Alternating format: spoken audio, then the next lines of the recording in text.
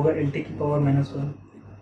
अच्छा, A T, इसका dimension, ए क्या है एक्सेलरेशन, टी क्या है टाइम। ध्यान रखना ए टी का डायमेंशन किसके बराबर होगा, वेलोसिटी के बराबर। क्यों, आप वेलोसिटी में वेलोसिटी ही जोड़ोगे। अभी प्रिंसिपल ऑफ होमोजेनिटी समझाया था मैंने आपको, same unit can be added and subtracted together. अगर यू वेलोसिटी है इसका मतलब ए टी का प्रोडक्ट जो भी निकल के आए वो भी क्या होना चाहिए, किसके बराबर होना चाहिए, वेलोसिटी के बराबर। ठीक है, मैं ये नहीं कह रहा कि ए इंडिविजुअली वेलोसिटी होना चाहिए, टी वेलोसिटी होना चाहिए, ए टी। क्योंकि देखो भाई सीधी सी बात है ना, X plus Y is equal to अगर जेड है तो मैं कह रहा हूँ वाई अगर लेंथ ऐसे समझो X plus A Y is equal to Z है, तो इसका मतलब अगर मैं कह रहा हूँ एक्स लेंथ है मेरी, तो इसका मतलब ए वाई भी लेंथ है। इसका मतलब ये तो नहीं हुआ ना कि ए लेंथ होनी चाहिए वाई भी लेंथ होनी चाहिए, ए और वाई कुछ भी हो, लेकिन ए वाई का जो प्रोडक्ट होगा वो लेंथ के बराबर होना चाहिए। ठीक है, तो इसका मतलब ए टी का डायमेंशन क्या होना चाहिए, वेलोसिटी के बराबर होना चाहिए। चेक कर लेते हैं, ए जो है एक्सेलरेशन है, एक्सेलरेशन का डायमेंशन मैंने आपको बताया ही था, एल टी की पावर -2 होता है, और टी क्या है, टाइम टी, एक टी से एक टी कट गया, क्या बचेगा, एल टी की पावर -1। देख लो एल एच एस बराबर क्या आ गया हमारा, आर एच एस। इक्वेशन क्या है, सही। अच्छा एक चीज और मैं आपको कमाल के एक बार बताता हूँ, अगर मैं कहूँ v equal two plus eighty, correct और इनकरेक्ट, अभी हमने देखा करेक्ट है, तो ये तो हमको फॉर्मूला खैर पता ही था, लेकिन मैं अगर आपसे कहूँ v equal to 2u plus 380, क्या ये रिलेशन सही है, क्या ये इक्वेशन सही है, नहीं ये इक्वेशन सही नहीं है, क्योंकि v equal to u plus 80 होता है, v equal to 2u plus 380 सब तो ना होता है, मैं तो 2 3 की जगह 4 5 10 20 5000 कुछ भी लिख सकता हूँ। तो इसका मतलब एक इंपॉर्टेंट कंक्लूजन पर हम यहाँ पर पहुंचे हैं कि डायमेंशनल एनालिसिस की मदद से थोड़ा सा रिफाइन करके बताओ, क्या हम ये कह सकते हैं कि कोई भी इक्वेशन सही है कि गलत, ये बता सकते हैं, नहीं। हम क्या बता सकते हैं, whether the given equation is dimensionally correct और नॉट। कोई भी इक्वेशन डायमेंशनली करेक्ट है कि नहीं, ये हम बता सकते हैं with the help of dimensional analysis. पर इक्वेशन सही है कि नहीं ये नहीं बता सकते, क्योंकि उसमें जो कांस्टेंट आ जाएगा उसका तो डायमेंशन 1 होता है। ठीक है, चलिए आगे बढ़ते हैं। एक और करोगे question, I think it's sufficient है। सेकेंड एप्लीकेशन लिखिए, to derive the relationship between physical quantities using dimensional analysis. अगर हमें कोई रिलेशन, देखो पहला जो एप्लीकेशन था वो तो क्या था कि कोई एक रिलेशन दिया है और हम डायमेंशनल एनालिसिस की मदद से पता कर सकते हैं कि वो सही है कि नहीं। दूसरा पॉइंट क्या है कि डायमेंशनल एनालिसिस की मदद से हम कोई फिजिकल क्वांटिटीज के बीच में रिलेशनशिप क्या कर सकते हैं, डिराइव कर सकते हैं। जैसे फॉर एग्जांपल अगर मैं आपसे पूछूं भाई मोमेंटम है, what is the formula of momentum, mass into velocity. अगर मैं आपसे पूछूं काइनेटिक एनर्जी का फॉर्मूला क्या होता है, तो आप क्या बोलोगे, हाफ इंटू mv²। अब मैं पूछूं इन दोनों में क्या अंतर है, हाफ तो हाफ है, हाफ का तो कोई मतलब होता नहीं, जैसे नंबर, ये मास इनटू वेलोसिटी, ये मास इनटू वेलोसिटी का स्क्वायर है, तो उसका मतलब क्या ये दोनों चीजें सेम फिजिकल क्वांटिटी है, नहीं ये दोनों अलग अलग है। उसका मतलब डायमेंशनल एनालिसिस की मदद से हम ये बता सकते हैं या हम ये डिराइव कर सकते हैं कि कोई फिजिकल क्वांटिटीज के बीच का रिलेशनशिप क्या है। कैसे करेंगे, लिखिए, to derive the relationship between any physical quantities using dimensional analysis. तो पहले एप्लीकेशन में हमने क्या पढ़ा था, पहले एप्लीकेशन में हमने ये पढ़ा था कि किसी भी रिलेशन को चेक करना है कि वो डायमेंशनली करेक्ट है कि नहीं, वो हम कैसे कर सकते हैं। और इसका वाइस वर्सा भी, वाइस वर्सा मतलब अगर हमें डायमेंशनल एनालिसिस का बेसिक पता है तो उसकी मदद से हम किसी फिजिकल क्वांटिटीज के बीच का रिलेशनशिप भी डिराइव कर सकते हैं। देखिए कैसे, फॉर एग्जांपल मैं आपसे बात करूं कि अगर time period of a simple pendulum is proportional to G into L. अब ये नहीं पता कि जी इंटू एल है कि जी बाई एल है, बस मुझे ये पता है कि जो टाइम पीरियड है वो G is what, acceleration due to gravity, and L is what, length.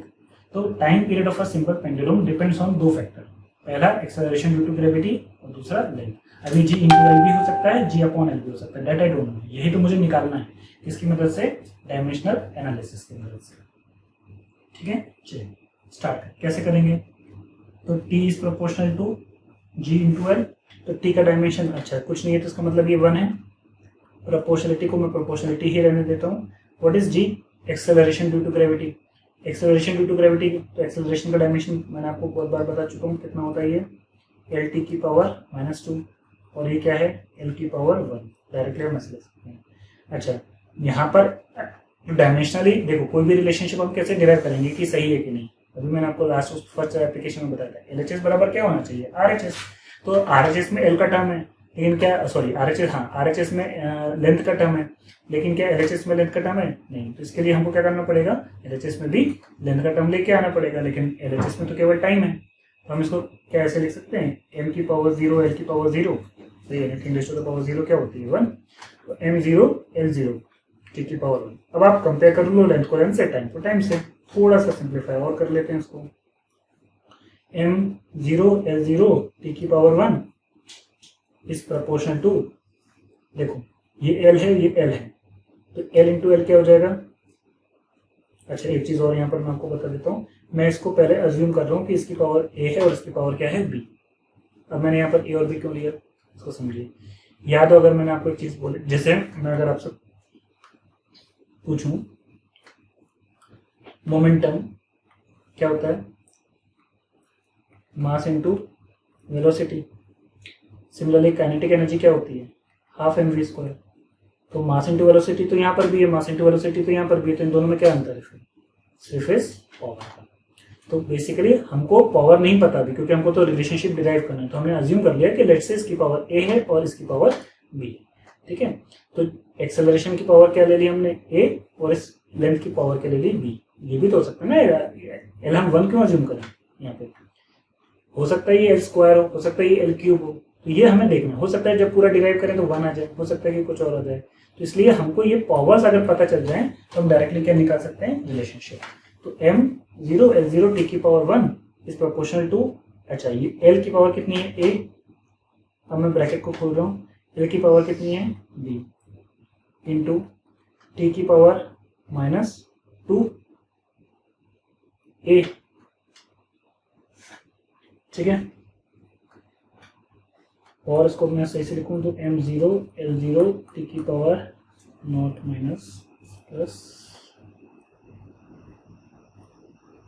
0 t की पावर 1 इज प्रोपोर्शन टू, जब बेस सेम होती है तो पावर क्या हो जाती है? ऐड हो जाती है। तो L A into L B, L की पावर ए इंटू एल की पावर बी क्या हो जाएगा? एल की power A plus B into T की पावर -2a।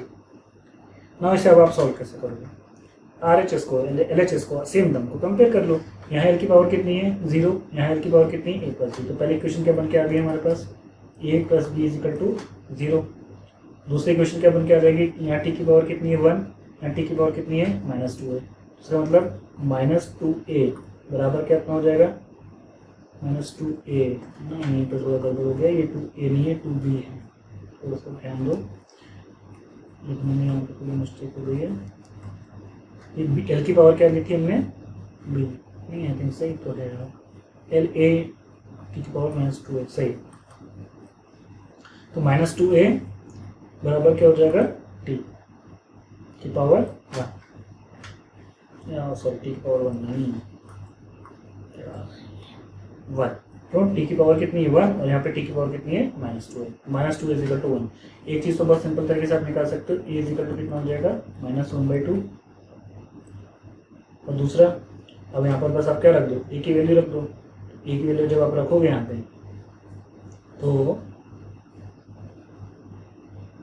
ए की value -1/2 plus B is equal to 0। तो बी की वैल्यू कितनी आ जाएगी? +1/2। आगे ए और बी की वैल्यू आप इसको यहाँ पर पुट कर देंगे। क्या बताया था मैंने आपको? T is proportional to L into G. L की पावर हमने कितनी अज्यूम की थी? एल की पावर कितनी अज्यूम की थी? बी, और जी की पावर कितनी अज्यूम की थी? ए। एल की पावर क्या अज्यूम की थी हमने? बी, है ना। What is B? Half. L की पावर हो जाएगी हाफ, और जी की पावर ए, जी की पावर कितनी हो जाएगी? -हाफ। थोड़ा सा और सिंप्लीफाई करो, T is proportional to L1/2 upon G को नीचे लेके जाऊंगा ताकि पावर पॉजिटिव हो जाए। जी की पावर कितनी हो जाएगी? Half. What is half? Anything raise to the power half का क्या मतलब होता है? अगर मैं बोलूँ ए की पावर 1/2 का मतलब क्या हुआ? This is √of a। ये हो जाएगा T is proportional to √l into √of g। और अगर हम अच्छे से लिखें तो T is proportional to L/g और इस पूरे का √। ठीक है, तो ये आपका फॉर्मूला बनकर तैयार हो गया, T is proportional to L/g का √। ठीक है, तो हमने तो डायरेक्ट मल्टीप्लाई करके दिया था आपको L इंटू जी, लेकिन एक्चुअली जब हमने डायमेंशन एनालिसिस से निकाला तो ये कितना आ गया? L/g का √। तो कोई भी, अगर आपको फॉर्मूला नहीं पता सिंपल पेंडुलम के टाइम पीरियड का क्या होता है, लेकिन आपको डायमेंशन एनालिसिस करना आता है, तो आप डायरेक्टली उससे निकाल भी सकते हो। ठीक है, अब प्रोपोर्शनलिटी का साइन हटाओगे तो क्या आएगा? कांस्टेंट। तो अगर चाहो तो मैं आपको पूरा फॉर्मूला यहाँ पर लिख के दे सकता हूँ। सिंपल पेंडुलम का प्रोपोर्शनलिटी का साइन हटा के जब कांस्टेंट आता है तो ये आता है 1/2 पाई √L/g। तो this is the actual formula of the time period. ठीक है, थर्ड एप्लीकेशन देखिए।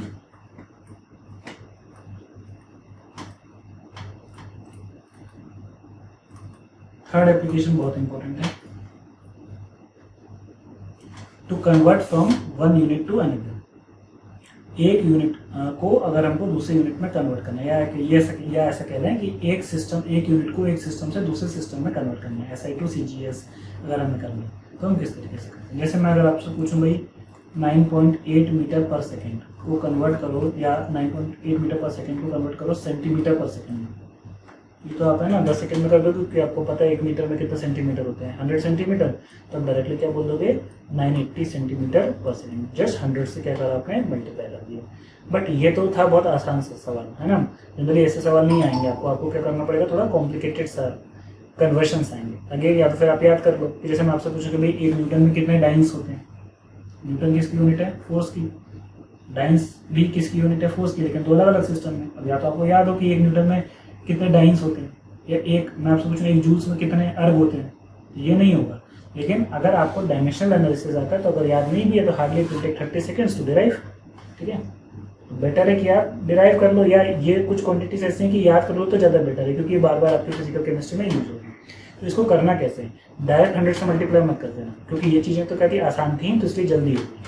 आपको अगर याद हो लास्ट क्लास में हमने बताया था, जो पहला फॉर्मूला में डिराइव किया था N1 U1 = N2 U2 का, याद है।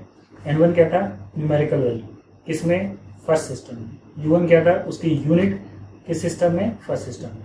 मैंने आपको बताया था किसी भी फिजिकल क्वांटिटीज के मेजरमेंट में दो चीजें का होना जरूरी है, एक यूनिट का, एक उसकी न्यूमेरिकल वैल्यू का।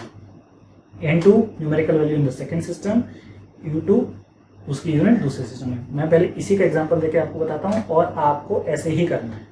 ठीक है, स्टेप बाय स्टेप करोगे, हो सकता है 2 मिनट ज्यादा लग जाए, लेकिन आपका आंसर हमेशा करेक्ट आएगा। डायरेक्ट जंप करोगे तो हो सकता है बीच में कहीं आप क्या कर दो, गलती कर दो। इजी कैलकुलेशंस के लिए तो ये ठीक है, जैसे आपने डायरेक्ट 100 से मल्टीप्लाई कर दिया, लेकिन जैसा मैं बता रहा हूँ वैसा कीजिएगा तो आपका आंसर कभी गलत नहीं है। ठीक है, जैसे मेरे से पूछा गया था कि 9.8 मीटर पर सेकेंड को कन्वर्ट करना है सेंटीमीटर पर सेकेंड से, तो टिपिकल तरीके से मैं कैसे करूँगा, ये मेरा फर्स्ट सिस्टम है।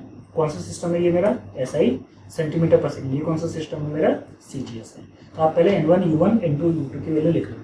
फर्स्ट सिस्टम में व्हाट इज द N1 की वैल्यू कितनी है, 9.8। What is U1, metre per second. ठीक है, इसी तरीके से N2 नहीं पता, ये तो निकालना है आपको, सेकेंड सिस्टम में इसकी न्यूमेरिकल वैल्यू तो निकालना है, और U2 क्या है, सेंटीमीटर पर सेकेंड। चलिए, तो अब N1 U1 बराबर क्या कर देंगे, N2 U2 कर देंगे।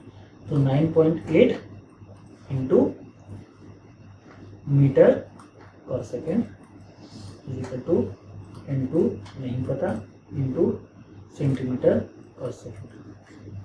ठीक है, अब देखो इसको सॉल्व कैसे करना है। तो ये जो मैंने आपको बताया था N1 U1 = N2 U2, मुझे बताओ यहाँ पर 4 चीज़ों में से 3 चीज़ें दी गई हैं। कौन कौन सी दी गई हैं, N1 दिया गया है, U1 दिया गया है, और U2 दिया गया है। पूछा क्या है आपसे, ये N2 पूछा है। तो क्या मैं यहाँ पे N2 को ऐसे लिख सकता हूँ, N1 U1 U2। ठीक है ना, कोई गलत चीज़ तो नहीं। और N2 को और अच्छे तरीके से क्या लिख लूँ, N1 इंटू U1 U2। बस आपको हमेशा ये फॉर्मूला ध्यान रखना है। आपको न्यूमेरिकल वैल्यू तो पूछेगा, 1 न्यूटन में कितने डाइंस होते हैं, 1 जूल में कितने अर्ग होते हैं, तो न्यूमेरिकल वैल्यू पूछेगा दूसरे सिस्टम में, तो आप डायरेक्ट फॉर्मूला याद कर लो। तो ये हमारा दूसरा फॉर्मूला हो गया, N2 = N1 इंटू U1/U2। और ये ध्यान में U1 क्या है, U2 क्या है। चलिए अब हम आ जाते हैं N2 निकालने के लिए। N1 कितना है, 9.8 into U1, what is U1, metre per second. ठीक है, अपॉन सेंटीमीटर पर सेकेंड U2। थोड़ा सा और आसान तरीके से लिख लो, N2 = क्या हो जाएगा, 9.8। अच्छा, अब सेम यूनिट को मैं एक साथ क्लब कर रहा हूँ। मीटर सेंटीमीटर क्या मेजर करती है, लेंथ। मैं मीटर अपॉन सेंटीमीटर लिख दूँ इंटू सेकेंड अपॉन सेकेंड। अब आपको लग रहा है अच्छा तो सीधे 100 से मल्टीप्लाई कर देंगे ना, वो ठीक है, लेकिन ये सिंपल था इसलिए आप वहाँ आसानी से कर पा रहे हो, लेकिन जहाँ डिफिकल्ट होगा वहाँ आपको दिक्कत आएगी।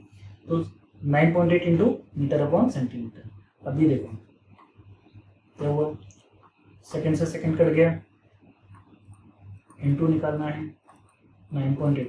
1 मीटर में कितने सेंटीमीटर होते हैं, 100 पूरा लिखना है आपको, सेंटीमीटर नीचे क्या सेंटीमीटर, सेंटीमीटर से भी सेंटीमीटर कट गया, यहाँ पे कोई यूनिट नहीं बचनी चाहिए।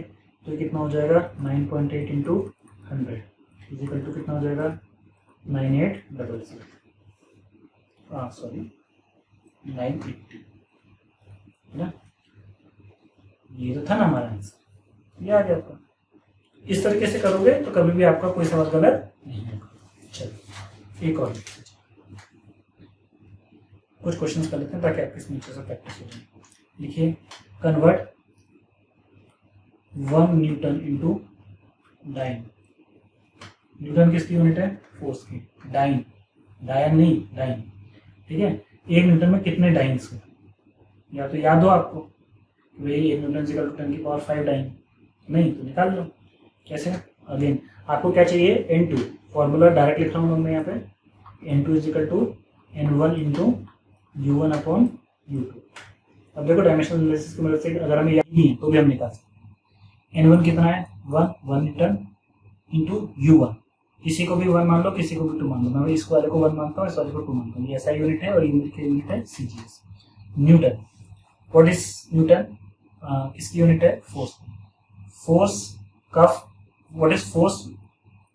Mass into acceleration. What is the dimension of force? ml t की पावर -2। मैं बहुत बड़ा बहुत कर सकता हूँ, तो मैं पहले इसको लिख लेता हूँ ml t की पावर -2, नीचे u2। यहाँ पर भी फोर्स का ही फॉर्मूला आएगा, लेकिन किस सिस्टम में आएगा? CGS में। तो डायमेंशनल फॉर्मूला तो सेम ही रहेगा ना, चाहे सिस्टम अलग हो चाहे ना हो।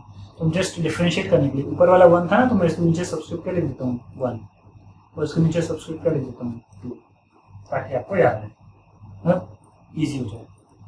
अब क्या करो? MMLLTT को अलग अलग करो। 1 इंटू M1 अपॉन M2, इस पूरे को एक कर लिए, into L1 upon L2 into T1 upon T2, और इस पूरे की पावर -2, ठीक है। अब कन्वर्ट कर लो 1 इंटू, बताइए what is M1, what is M? मास। किस यूनिट में? SI यूनिट में। मास की SI यूनिट क्या होती है? kg। What is M2? मास। किस यूनिट में? CGS में। मास की यूनिट क्या होती है CGS में? ग्राम, तो kg upon gram into L1। Length की SI यूनिट क्या होती है? मीटर। लेंथ की CGS यूनिट क्या होती है? सेंटीमीटर। टाइम की तो दोनों ही यूनिट में, दोनों ही सिस्टम में यूनिट क्या होती है? सेकंड। सेकंड से सेकंड कट गया, कन्वर्ट करो। 1 kg में कितने ग्राम होते हैं? 1000। बिल्कुल स्टेप बाय स्टेप, 1000 ग्राम, नीचे ग्राम, ग्राम से ग्राम कटा। मीटर, मीटर को सेंटीमीटर में करो तो 1 मीटर में कितने सेंटीमीटर होते हैं? 100 सेंटीमीटर होते हैं। 100 सेंटीमीटर, नीचे भी सेंटीमीटर, सेंटीमीटर से कर लिया, ये तो ऑलरेडी कर चुका था। ये 1000 इंटू 100, 3 0 2 0, टोटल 3 और 2 कितने हो गए? 5। तो क्या हो गया? 1 न्यूटन बराबर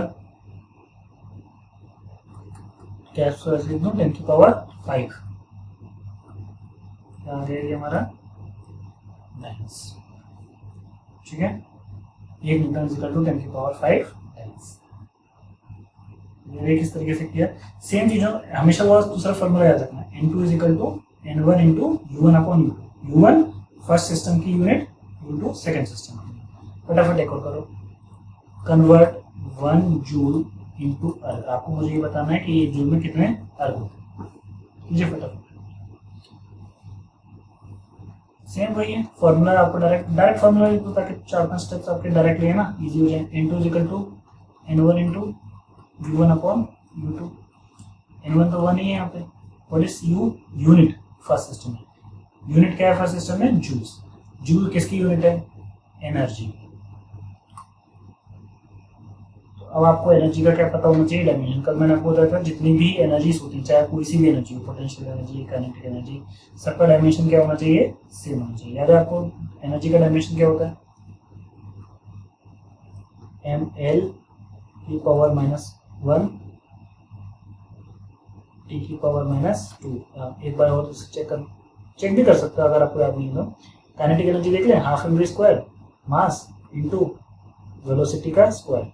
वेलोसिटी क्या होता है? Distance upon time, l square t minus, ठीक है। क्लियर है आपको? m square t minus. अब आप निकाल लीजिए इसको। अगेन M1 M2 है ना, नीचे फर्स्ट यूनिट फर्स्ट सिस्टम में तो 1 लगा दीजिएगा, सेकंड सिस्टम में तो 2 लगा दीजिएगा। ये क्या हो जाएगा? M1 इंटू L1 का स्क्वायर इंटू T1 का -2। नीचे क्या हो जाएगा? m2 इंटू L2 की पावर 2 इंटू T2 की पावर 2। ठीक है, सेम पावर को लिख लो, m1 upon m2 into L1 upon L2 की पावर 2 T1 अपॉन T2 इस पूरे की पावर -2। बताइए जल्दी। मास फर्स्ट यूनिट कौन सी थी हमारी फर्स्ट यूनिट? ऐसे जल्दी बता। मास की फर्स्ट यूनिट क्या होती है, मतलब ऐसे यूनिट क्या होती है? केजी। सीजीएस यूनिट क्या होती है? ग्राम। ठीक है। लेंथ की ऐसे यूनिट क्या होती है? मीटर। सीजीएस यूनिट क्या होती है? सेंटीमीटर। टी की सेकेंड, टी की सेकेंड। ये कट गया, कन्वर्ट ही करना है आपको 1 केजी में। अच्छा, इस पूरे का स्क्वायर भी है, ठीक है। केजी, केजी कितना होता है? 1000 ग्राम। ग्राम, ग्राम से ग्राम कट गया। मीटर 100 सेंटीमीटर, ये हम पहले कर चुके हैं। सेंटीमीटर कट गया, लेकिन इस पूरे का क्या चाहिए? स्क्वायर। 1 कर लो। 1000 इंटू 100 का स्क्वायर। 100 में कितनी जीरो है? 2, इसका स्क्वायर 10 की पावर 4, 10 की पावर 4। और यहाँ कितना है? 1000। 1000 में कितने जीरोज हैं? 3, तो 10 की पावर 4 इंटू 10 की पावर 3। बेस सेम होती है तो पावर क्या हो जाएंगी? ऐड हो जाएंगी। तो ये कितना आ जाएगा आंसर? पावर, तो we can say 1 joule is equal to 10 की power 7।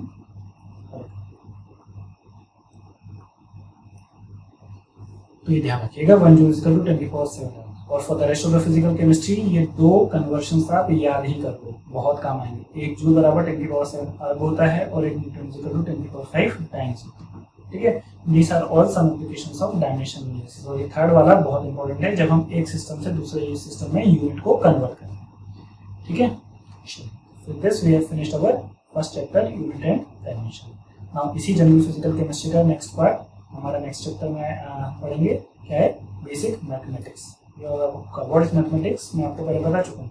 Mathematics is the language of physical chemistry. तो to understand the physical chemistry you need to understand the mathematics. We are not going to learn maths, maths नहीं पढ़ेंगे, but हाँ maths का जो application आएगा आपकी physical chemistry में that we are going to discuss. उसमें हम सबसे पहले देखेंगे basic trigonometry. We'll discuss in the next chapter. Okay.